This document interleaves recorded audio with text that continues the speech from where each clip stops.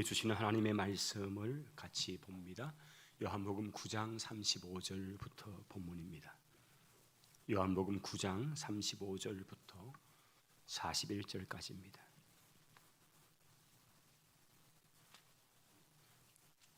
같이 읽도록 할까요? 35절부터 같이 보겠습니다. 예수께서 그들이 그 사람을 쫓아냈다 하는 말을 들으셨더니 그를 만나사 이르시되 내가 인자를 믿느냐? 대답하여 이르시되 주여 그가 누구시오니이까? 내가 믿고자 하나이다.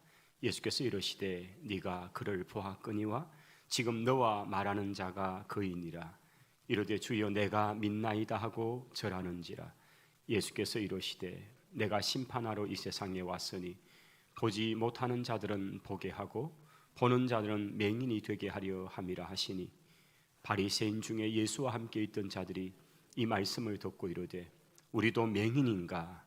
예수께서 이르시되 너희가 맹인이 되었더라면 죄가 없으려니와 본다고 하니 너희 죄가 그대로 있느니라. 아멘. 오후 시간에도 또 귀한 자리에서 현장 예배에 또 참여하신 성도들과 또 온라인상으로 예배드리는 몇 가정이 안 되네요. 몇 가정이 안 되는데요. 또 우리 예배드리는 귀한 가정에 하나님의 은혜가 함께 하시기를 바랍니다.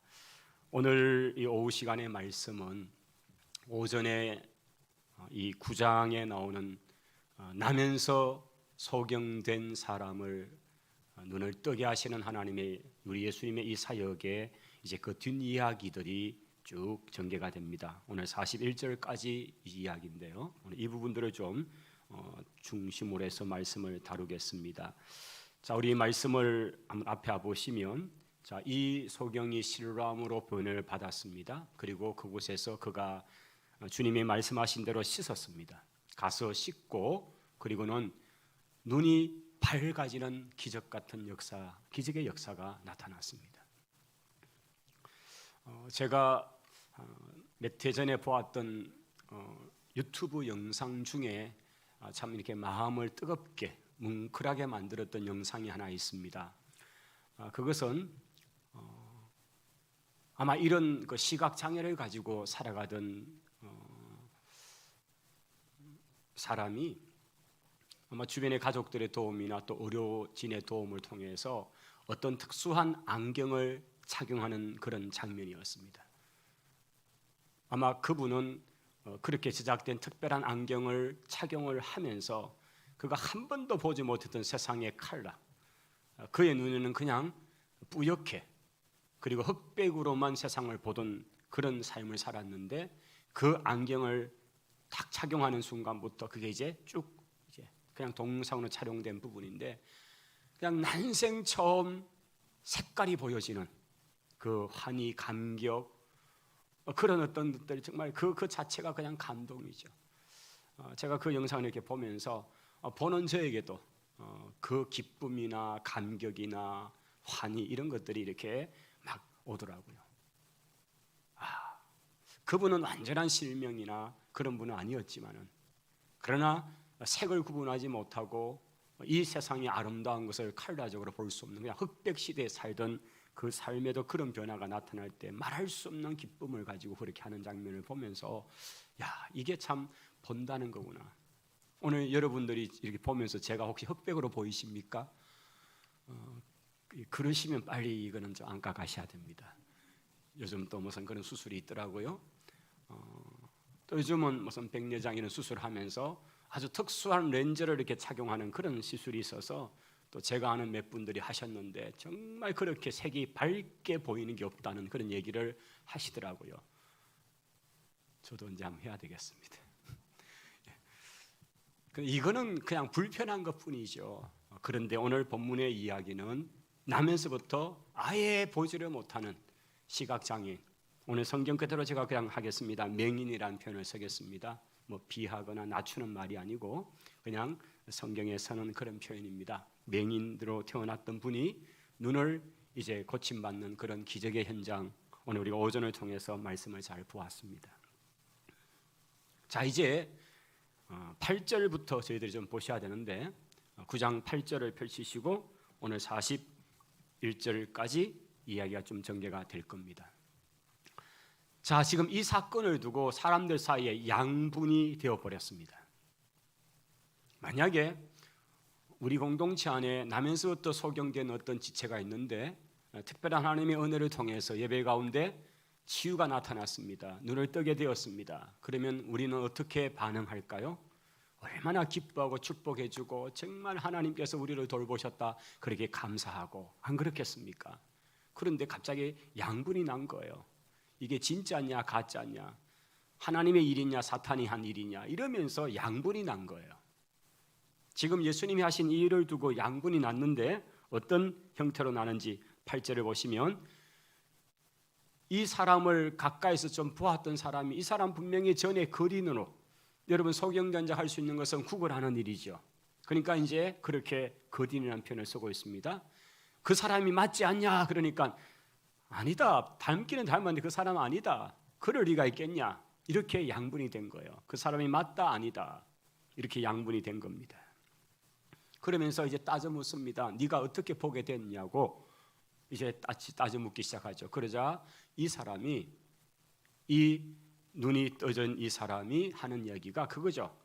예수라는 분인데, 왜냐하면 주변에서 이분을 일컫는 표현이 예수님, 예수님 이러니까 예수라는 그 사람이 내 눈에다가 뭔가 진흙 같은 걸 발라주시더니만은 실로암에 가서 씻으라고 하셔서 내가 그렇게 했더니만은 이렇게 눈이 밝아졌다는, 이거는 자기가 경험한 그대로 지금 얘기하고 있는 거죠. 자, 11절까지 이야기입니다. 그러자 12절에 이 무리들이 그러면 네 눈을 뜨게 해준 그 예수라는 사람이 지금 어디 있느냐고 이렇게 되묻자 그는 제가 어떻게 압니까?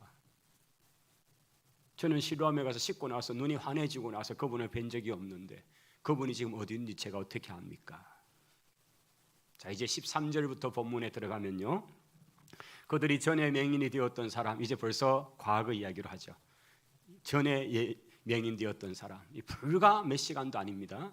바로 몇 시간 전까지 맹인으로 살았던 그 사람을 데리고 이제는 바리새인들에게로 데려갑니다. 여러분, 이 장면은 좀 더 다른 색깔입니다. 바리새인들이 갔다는 것은 이것은 뭔가 율법적으로 종교적으로 뭔가에 대해서 판단받아 보려고 하는 시도입니다. 이 바리새파라는 그 집단에게 데려갑니다. 그리고는 예수라는 자가 진흙으로 눈에다가 발라놓고는 눈을 뜨게 했는데 오늘이 무슨 날이요? 오늘이 바로 안식일이지 않냐고, 안식이라 이렇게 눈을 뜨게 해도 되는지 안 되는지 한번 우리 따져보자고 하면서 종교재판의 자리로 데려가는 거예요. 여러분, 지금 이 분위기가 보여집니까? 태어나면서부터 눈을 뜨지 못한 사람이 눈을 뜨게 된 이 기쁨의 순간에 함께 기뻐하고 축하해지고 이것은 하나님이 하신 일이로다, 우리가 지금까지 맹인으로 태어난 자가 눈을 뜨는 것을 보고 들은 적도 없다고 그렇게 하면서 축복해도 그렇게 해야 될 자리에 이것이 왜 안식일에 했는지 예수라는 그러면서 이제 공격의 비밀을 삼고자 그를 그렇게 끌고 가는 것이지요. 이제 바리새인들이 다시 질문을 시작합니다. 신문이라는 표현이 나왔겠죠. 다시 똑같은 질문을 15절에 합니다. 바리새인들도 그가 어떻게 보게 됐는지, 도대체 어떻게 보게 됐는지 묻습니다. 그러자 그 사람이 똑같이 얘기하죠. 그 예수라는 분이 내 눈에다가 진흙을 발라줬고 내가 가서 실로암에 가서 씻고 나니까 보게 되었다고요, 이렇게 얘기하죠. 그러자 바리새인 중에 어떤 사람이, 이제 16절입니다. 바로 그들이 하고 싶은 말이 이거죠. 안식일에 해서는 안 되는 일을 했다, 안식일을 범했다는 것으로 지금 몰아가는 거죠. 안식일을 지키지도 않는 것은 그건 율법을 지키지 않는 것이고 그런 자가 어떻게 하나님께로부터 온 자가 되겠냐고. 이제 논리가 그렇게 갑니다. 그러자 또 다른 사람은 그러면 하나님께로부터 안 왔다면 도대체 나면서 속여 있는 자를 고치는 이 이적이 그러면 사탄에게 왔겠냐고, 하나님께서 하신 일 아니냐고. 여러분, 지금 또 두 가지 견해가 다툼이 시작이 됩니다. 이제 다시 질문의 화살은 이 고침을 받은 청년에게 갑니다. 너는 그 자를, 예수님이에요. 너는 그 자를 누구라고 여기느냐? 그러자 아무런 그런 그게 없이, 뜸들임이 없이, 제가 보기에는 그분은 선지자가 맞습니다. 하나님으로부터 보냄받은 선지자가 맞습니다.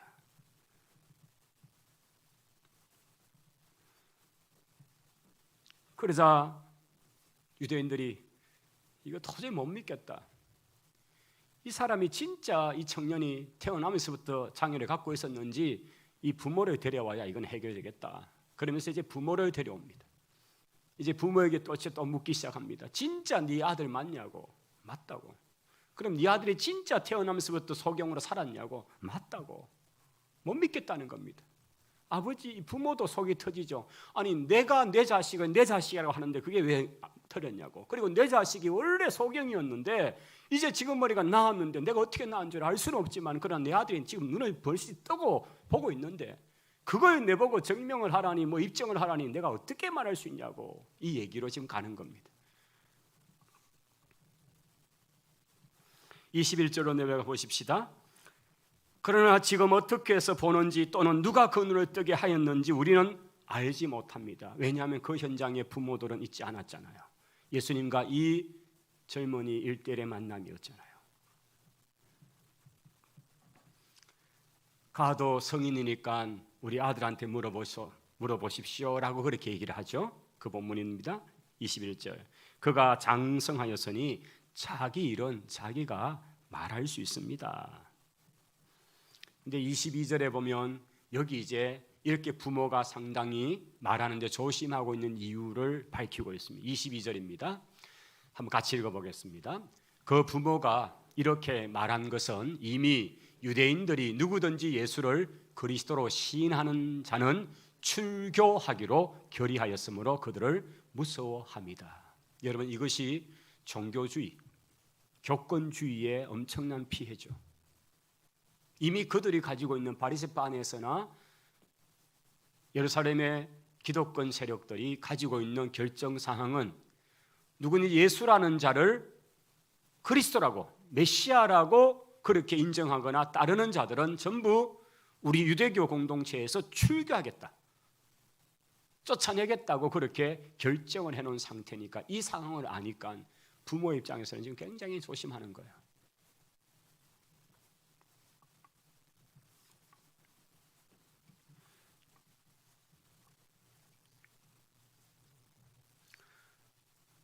우리가 한 영혼에 대한 관심, 한 영혼에 대한 긍휼의 마음을 갖는다면 이렇게는 가지 않을 거예요. 이게 안식일을 범하는 문제를 뛰어넘어야 되는 문제 아닙니까? 생명을 살리고 영혼을 살리는 문제라면 때로는 우리가 그런 것들을 뛰어넘어야 되죠.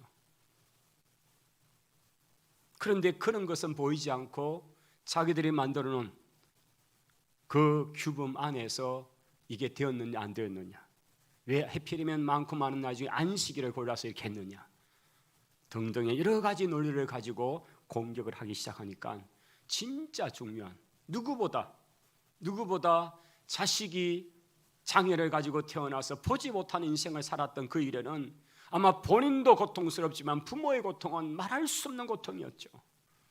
그런데 그 아들이 고침을 받아서 이렇게 있다는 사실은 너무 기쁜데 그 기쁨을 발산할 수도 없게 만드는 것이 교권주의의 그 숨막히게 쪼는 겁니다. 내 아들을 낳게 한 이가 예수라 하시는데 그분이야말로 구약에 말씀하신 대로 소경의 눈을 뜨게 한 바로 그리스도 메시아로서 그분이 아니냐고 그는 그렇게 외치고 싶은데 그걸 말하는 순간 그는 유대 공동체에서도 출교를 당할 것을 생각하니까 견딜 수 없는 거예요. 근데 그는 말을 하지 못한 채 굉장히 말을 조심하며 비켜가면서 흠이 되지 않으려고 하는 이 모습들을 갖고 있는 거죠. 여러분 이쯤 되면 최소한 종교는 그에게는 기쁨이 될 수 없습니다. 그 공동체 안에서 회당의 생활, 교회 생활은 그에게는 엄청난, 마치 조심조심 말하지 않고 행동하지 않으면 지뢰를 밟고 폭발해버릴 것 같은 얼마나 조심되는 생활. 저는 사실 우리 교회 공동체 안에서 이런 모습들을 제가 볼 때가 있습니다. 자칫하면 지뢰 밟을 것 같고 뭔가를 섬겨야 되고 봉사를 하긴 해야 되는데 괜히 잘못 휘말리고 괜히 잘못했다가는 나중에 내가 덤탱이 있을 것 같고 뭔가 그 자리를 정말 조심스럽게 이렇게 비켜가려고 애를 쓰는,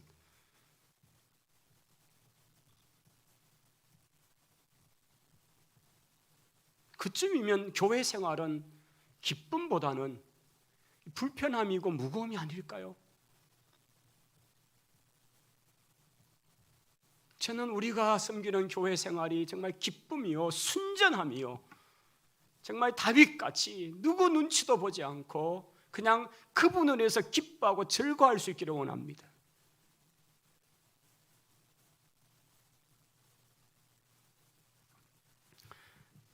제가 금요 집회를 이제 하나님께서 우리 가운데 참 우리가 가지는 많은 장점들이 있어서 그 장점들을 계속 살려가면서 우리의 약점 부분들을 하나님이 여러 가지로 좀 이렇게 여러 모양으로 말씀을 하셨어요. 고민을 하고 기도를 하고 이러면서 제가 교회 성장론 이론 중에서 2009년도 같아요. 제가 우리 교회에 말씀을 전할 때 그 얘기를 했어요. 요즘서는 우리들의 그 바켓스 같은 그릇들, 물을 담는 이런 물통들은 그냥 PVC나 플라스틱으로 되어 있어서 그냥 통으로 회사에서 짜놓은 거지만 이전에는 나무를 이렇게 여러 형태로 엮어서 그 겉에다가 철을 묶든지 해서 이렇게 통이 되는 거죠. 근데 그 나무의 크기들이 다를 수가 있습니다. 그래서 어떤 조각은 이만큼 길게, 어떤 조각은 그보다 훨씬 작게, 이런 조각들을 이렇게 해서 고정을 해서 묶어 놓으면 그 물이 통에 담길 수 있는 최대치는 그 나무의 큰 크기가 아니고 그 나무의 가장 작은 높이까지밖에 담을 수 없는 거예요. 여러분, 제가 무슨 화면이 없어도 여러분 이해가 되시죠? 우리가 담아낼 수 있는 크기는 신앙이 이만큼 큰 사람의 신앙의 수준이 아니고 신앙의 가장 약한 부분의 수준까지밖에는 안 되는 거예요. 이게 교회 안에서 영적 성장에 얘기할 때 나오는 이론 중에 하나예요. 그러면 우리 공동체는 장점이 많이 부각은 돼야 되지만은 약한 부분이 결국은 우리 공동체의 크기라는 거예요. 그래서 이 부분들을 어떻게 더 보완해 갈 것인가는 늘 우리가 가지는 고민이어야 됩니다. 저는 그 가운데 우리의 가장 약한 부분이 어딜까? 저는 부르짖는 기도.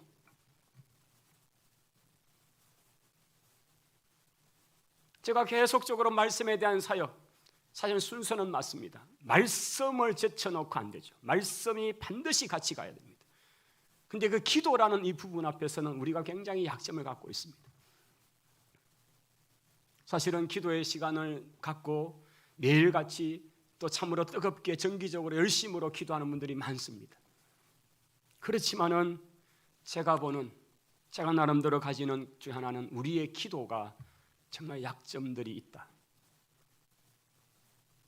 그래서 우리가 기도를 하고 그렇게 할 때 좀 깊이 있는 기도, 여러분 10분이 금방 가고 20분이 금방 가고 30분이 금방 갈 수 있는 그런 통성기도, 그런 강력한 기도가 우리한테 있어야 되는데 이게 늘 약점이에요. 금요 기도회, 수요 기도회를 이렇게 하고 기도를 하고 나면요 5분쯤 뒤면요 이 안에는 거의 없어요. 사람들이 그냥 물이 쑥 빠져나가듯이 순식간에 다 빠져나가 버려요. 남아서 기도하는 사람은 이상한 사람처럼 여겨지고, 그래서 미안해서 또 나가고, 그러다 보니까 우리 안에 기도를 뜨겁게 한다는 것은, 근데 우리가 그렇지 않았거든요. 우리가 원래 그런 게 아니었어요. 지금 여전히 심호하고 계시는 권사님들 중에 기도가 뜨거웠던 우리 교회 기억나시죠? 얼마나 밤을 새고 기도하고 얼마나 기도했던 그런 분들을 제가 왔을 때 얘기했던 분들이 많이 계셨어요. 기도의 뜨거움, 밤을 새는 기도. 근데 그 기도가 어느 날부터인가 정말 한국 교회 약해지는 것 비슷한 현상, 기도원이 사라지고 기도운동이 사라지는 것 비슷하게 우리 안에도 그걸 피할 수가 없었다는 거예요. 그래서 이 부분들은 계속적으로 제 마음의 부담이어서 제가 이 일들을 이제는 하려고 합니다. 우리가 이 사역을 하고 또 이 기도에 우리가 더 간절함으로 해야 될 것 같습니다. 그래서 이 일을 준비하면서 지난 금요일은 또 우리가 현장 한번 다녀오고 또 이제 이번 금요일은 또 다른 교회를 가볼 것입니다. 어떻게 기도회가 뜨겁게 운영이 되고 진행이 되는가? 여러분, 이런 본질의 이야기입니다. 은혜의 수단은 사실은 세 가지지만 성찬은 빼고, 성찬은 여러분 개인이 할 수 있는 게 아니니까요. 말씀과 기도와 성례라고 하는 이 세 가지가 은혜의 방편인데, 여러분 이건 학습 문답 때 나오는 얘기예요. 이게 성경 교리적 이야기, 이거는 그냥 이게 아니에요. 본질의 이야기예요. 성찬, 성례는 여러분이 할 수 있는 게 아니잖아요. 그냥 참여할 수 있는 것뿐이지. 그러면 기도와 말씀과 기도 두 가지인데, 우리 가운데서 이걸 양날개로 표현한다면 말씀이라는 날개는 어느 정도 지금 돼요. 그런데 기도라는 부분은 너무 잘 안 하지 못한 것 같아요. 그래서 이 짝지가 균형을 못 이루고 있는, 그래서 한쪽으로 치우쳐지는 이 날개짓을 바르게 할 수 있는 방법은 약한 부분을 다시 회복시키고 성장케 해야 되는 것입니다. 저는 이번 기회에 하나님께서 우리 가운데 주시는 이 마음들을 가지고 기도라는 이 날개, 기도의 능력이 회복될 수 있기를 원합니다. 할렐루야. 여러분, 이 부분은 우리의 모든 사역자들, 모든 중직자들, 모든 직분자들, 모든 성도들에게 하나님이 오늘 시대에 우리에게 주시는, 이거는 아주 근본적인 복음의 본질적인 부분의 이야기입니다.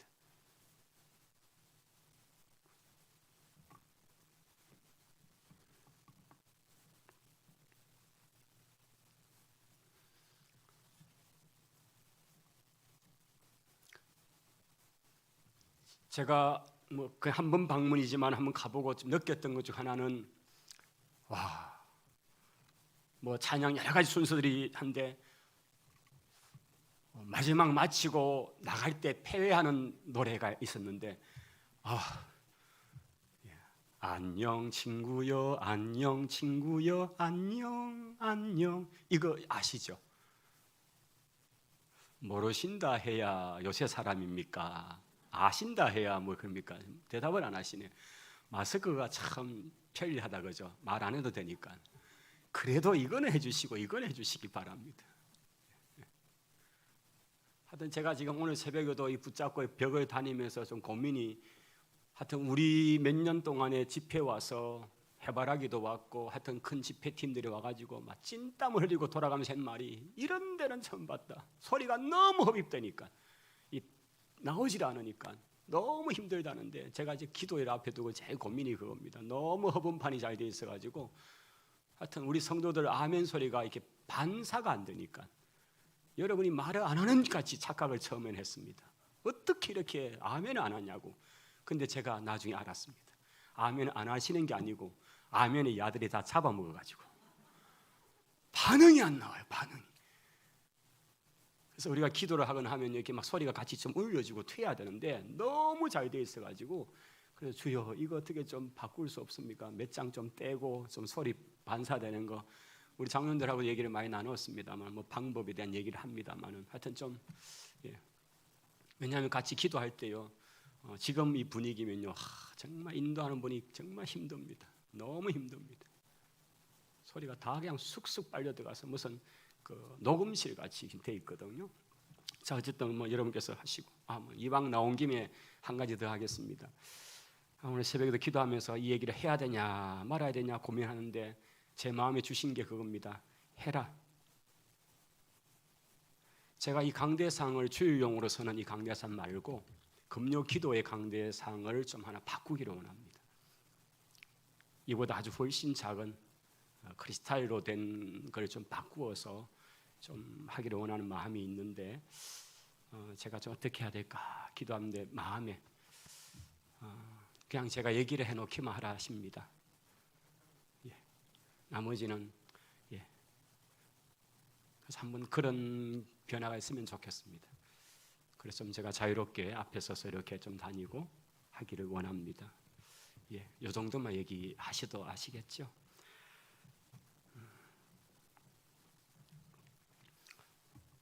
오늘 제가 이 날 때부터 명예 있는 자 이야기를 하면서 이 포스터 하나를 좀 올려주시겠습니까?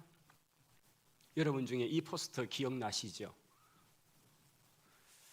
이게 1982년도에 영화로 되었고요. 제가 저때쯤에 저 영화 보고 진짜 많이 울었던 영화, 우리 기독교의 신앙자 그 안요한이라는 그 주인공 이름이고 그 아버지도 안 목사님이세요. 그 목사님의 아들이 정말 가추사로서 막 정말 해외 유학을 갈 준비를 하고 이렇게 하다가 실명이 옵니다. 그런 과정을 쭉 다룬 건데 이 낮은 대로 이마소스의 주제가를 불렀던 분이 윤복희 권사님이시죠. 그 찬양은 아직도 제 귀에 쟁쟁합니다. 영화관에서 들은 그 찬양. 근데 그게 참 했는데 오늘 한번 저희들이 같이 좀 불러보기를 원합니다. 오늘 저는 이 소경의 이야기가 너무 이게 오버랩이 되어서 하는데 그는 나를 만졌네 내 영혼을 아마 성도들이 많이 아시는 곡일 겁니다. 한번 불러보십시다.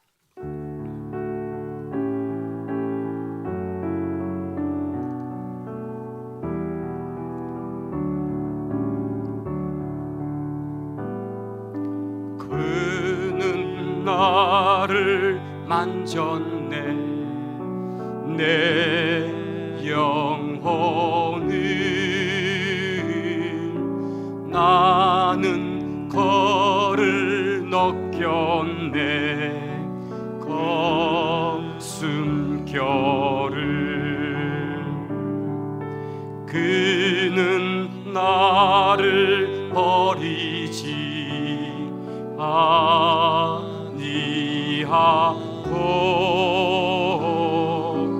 나는 거를 떠나지 아니하리 그의 사랑 있으면 나 외롭지 않아 그의 사랑 안에서 나 두렵지 않네 그는 나를 만졌네 내 영혼을 나는 거를 넘겼네 그 숨결을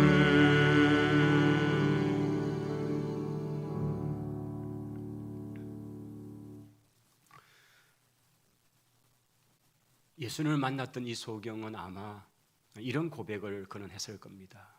주님이 나를 만져주셨네. 예수라는 그분이 나를 만져주셨네. 내 영혼을 나는 그분을 느꼈네. 그분의 그 숨결을 그가 나를 버리지 않고 그가 나를 만져줌으로 내가 이렇게 눈을 뜨게 되었네. 우리 인생길에 주님께서 우리를 찾아와 주셨습니다. 오늘 우리 가운데는 태어나면서 소경된 자가 아무도 없습니다. 그런데 영적으로 보지 못하고 영적으로 듣지 못하던 저희들이었습니다. 이런 우리의 영의 눈을 뜨게 하시고 영의 귀를 열어주셔서 그 주님의 음성이 생명의 음성, 진리의 음성, 소망의 음성으로 그렇게 들려지게 하신 것, 이게 바로 우리 인생에 찾아온 기적이 아닙니까?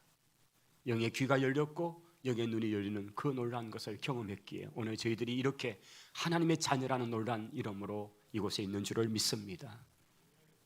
주님이 우리를 찾아와 주셨고 주님이 우리를 만져주셨습니다. 우리가 육체의 눈이 먼저는 없다 할지 몰라도 영의 눈이 어두워 있을 그때 주님이 손 내밀어 주셨습니다.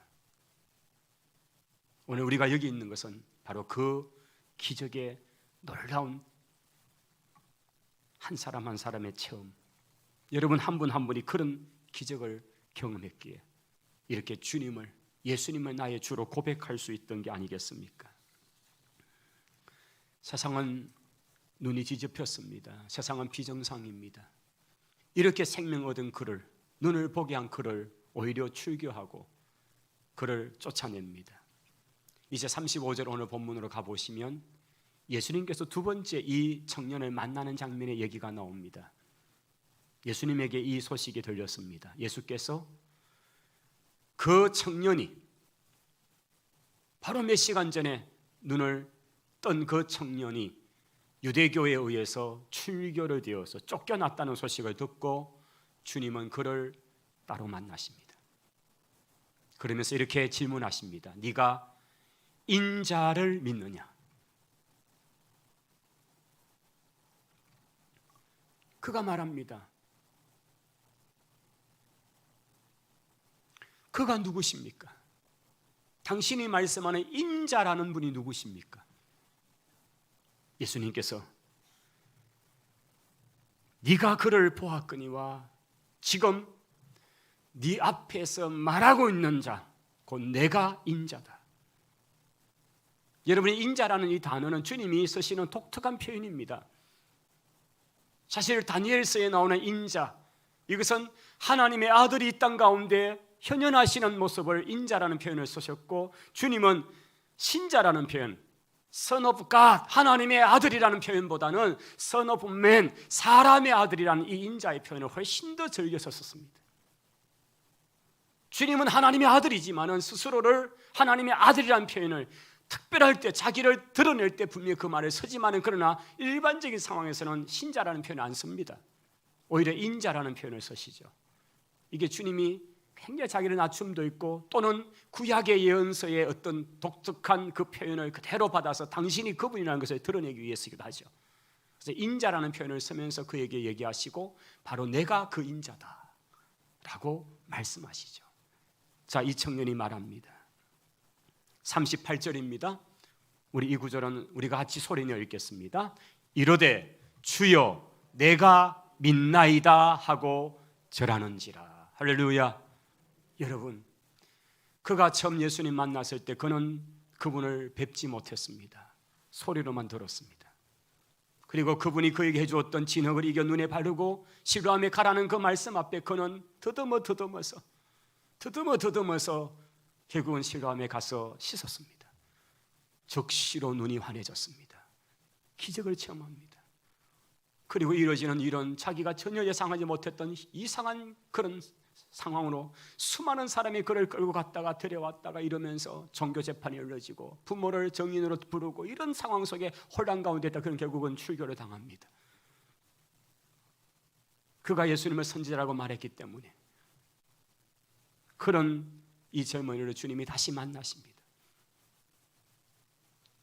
우리가 다시 오늘 본문, 오전의 본문이었던 9장 4절로 돌아가면 나는 나를 보내신 이 일을 우리가 하여야 한다 하면서 주님이 하신 나를 보내신 그 일이 무엇이었습니까? 세 가지로 이야기했잖아요. 첫째는 맹인의 눈을 뜨는 것이었습니다. 주님이 그렇게 하셨습니다. 이것은 메시아가, 미래에 오는 메시아가 그렇게 할 것이라는 이사야서의 예언이 성취되는 장면이었죠. 두 번째는 그를 믿게 하는 겁니다. 그를 예수 그리스도를 믿게 하는 건데 오늘 바로 지금 그 장면이 여기 나타납니다. 그리고 세 번째는 이 모든 일을 통해 하나님 아버지께 영광이 돌려지는 거죠. 이것이 자신을 보내신 이의 일을 하는 것이라고 주님이 말씀하셨습니다. 이제 이 젊은이는 두 번째 예수님을 만납니다. 첫 번째와 다른 것은 그는 그의 눈을 가지고 자기 앞에 서 계신 예수 그리스도를 직접 보면서 말씀하신 그분이, 그 음성이 바로 그 불과 몇 시간 전에 성전 밖에서 만다 자기 눈을 진흙으로 발라주던, 그리고 시로암으로 가라던 바로 그 권 있는 음성의 주인공이었습니다. 이제 그분의 눈높이 없습니다. 그리고는 엎드려 그분 앞에 경배합니다.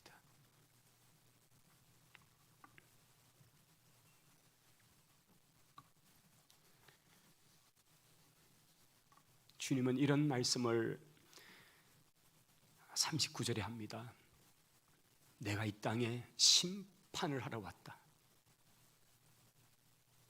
여러분, 우리 주님이 이 땅에 다시 오시는 모습은, 요한계시록의 모습을 보면 그분은 심판의 주님입니다.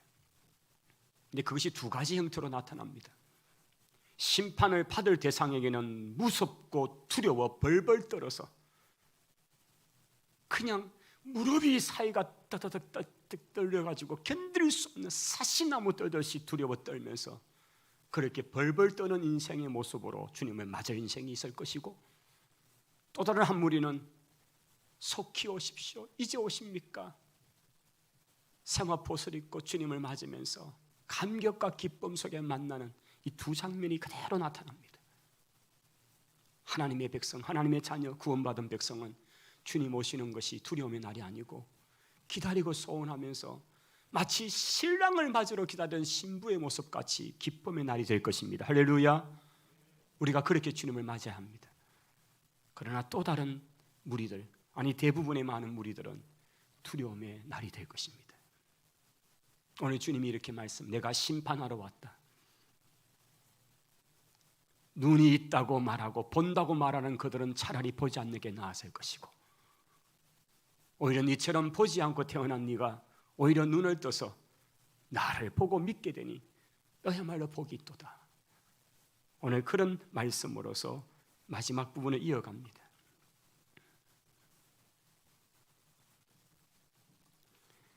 말씀을 맺겠습니다.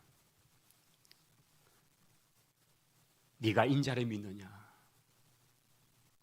네가 나 예수를 믿느냐? 네가 나를 하나님의 아들이요 구원자로 믿느냐? 그 질문 앞에 내가 믿나이다. 내가 믿나이다.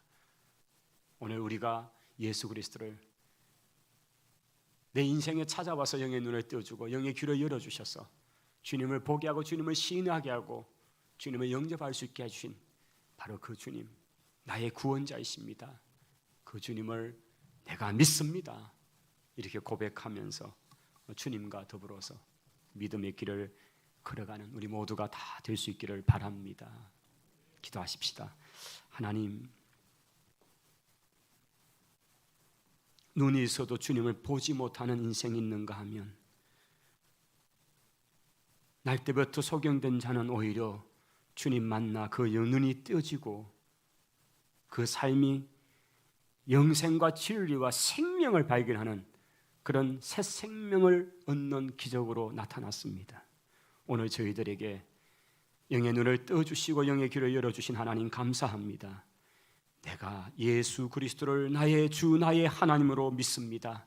이 고백이 우리의 고백이 되고 이 주님과 더불어 살아가는, 그래서 주님과 저 천성에까지 손잡고 걸어가는 우리 모두가 되게 은혜 베풀어 주옵소서. 예수님 이름으로 기도하옵나이다.